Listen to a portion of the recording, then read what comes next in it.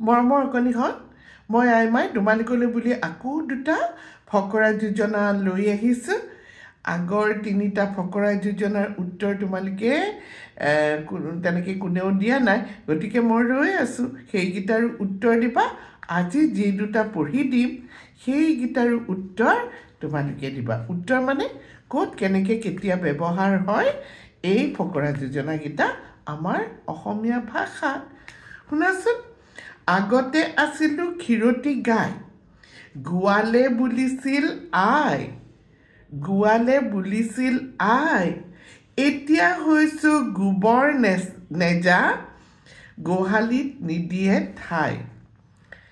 আকৌ কৈ দিছোঁ শুনাচোন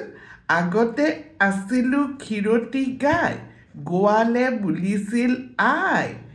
এতিয়া হৈছোঁ গোবৰ নেজা গোহালিত নিদিয়ে ঠাই 1 নম্বৰ 2 নম্বৰটো আই ঘৰলৈ যাম 2 হাতে খাম পিছে বিধিয়ে বোলে মই পিছে পিছে যাম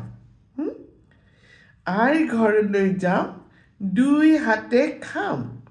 পিছে বিধিয়ে বোলে ময়ো পিছে পিছে যাম এই দুটাৰ ব্যৱহাৰ বা কোন সময়ত ব্যৱহাৰ কৰে এই কথা কেইষাৰ ফকৰা যোজনা মোলৈ দি পঠাবা মই ৰৈ থাকিম আজিলৈ বাই বাই